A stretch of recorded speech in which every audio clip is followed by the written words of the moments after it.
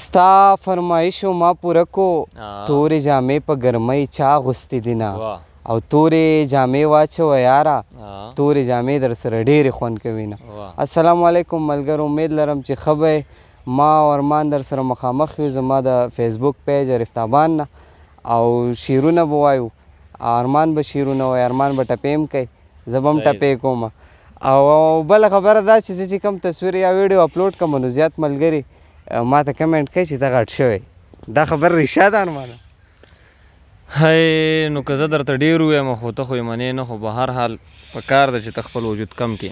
اوس لږ ډېر وچ شوی یم او کوشش کوم چې انشاءالله خوراک کم کم. شعرونه به وایو او بیا به پکې څو ټپې په آخره کې کوو.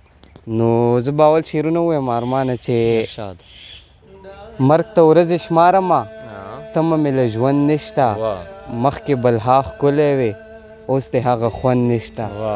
څو شعرونه نور چې یو د ګلرنګ سړی نه لرې اوسه، بل د بېننګ سړی نه لرې اوسه، چې په خوله کې ښه خبره نه وي داسې بېډنګ سړی نه لرې اوسه، او په مخ چې تور وي څه خبره نه ده په زړه د زنګ سړی نه لرې اوسه. او نه چاته بغز نه کینه ساتمه، زه خو زړه سمه آینه ساتمه، او ډېرو لښکرو ته مې نشته حاجت، یو څو یاران مې جانان نه ساتمه. ارمان به شعرونه ووایي بیا به زه څه وټپې. زه به څه شعرونه یم یاره، ما تا ته ووایي ریکارډینګ زما په موبایل روان دی او ستا د مینې درد مې حافظه کمزورې کړې ده او بس یوه د مینې کلمه راته لا یاده ده. ستا د جفا درد مې حافظه کمزورې بس یو شی دی، یو شی په هر حال زه به یو څو شعر ووایم چې دغه څه تازه شعرونه دي. د دوی تر عرشه پورې لاس رسیږي مې چیړه، د دوی تر عرشه پورې لاس رسیږي مې چیړه، دغه کمزوري خلک ډیر زیات زورور خلک دي. د دوی تر عرشه پورې لاس رسیږي مې چیړه، دغه کمزوري خلک ډیر زیات زورور خلک دي. حیران یم دوی په کوم مذهب باندې ایمان راوړی، څوک چې د مینې محبت څخه منکر خلک دي.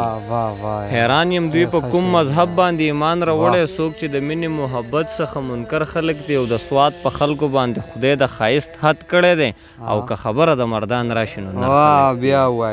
د سوات په خلکو باندې خدای د ښایست حد کړی دی، او که خبره د مردان راشي نو نر خلک دي. او زه پرې دردېږم زما د یو وجود حصه ده، زه پرې دردېږم زما د یو وجود حصه ده، خدای دې یې ښه ساتي د لر او که د بر خلک دي.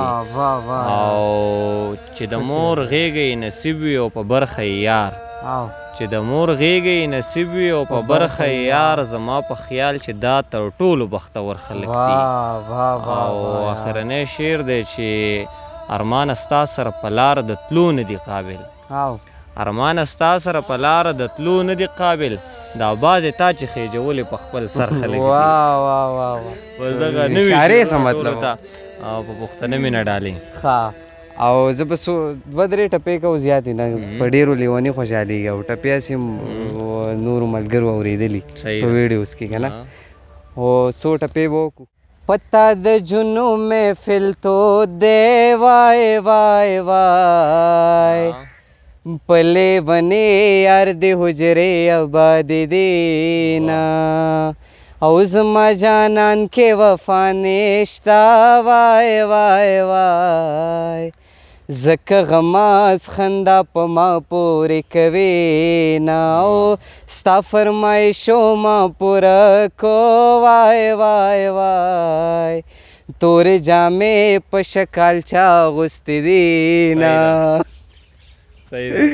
او که زړه مې یو ځل درنه تور شو وای وای وای، که بیا قبله شی مخ به نه درړومه، او ما چرته داسې ځای ته بوځئ وای وای وای، چې نه آواز وي نه د خوږ جانان غمونه.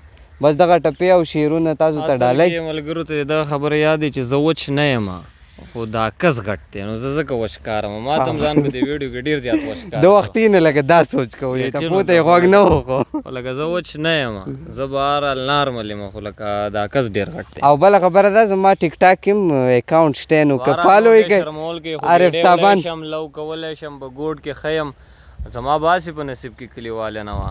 نو ډېر ښکلی ماحول دی، مازدیګری هم دی.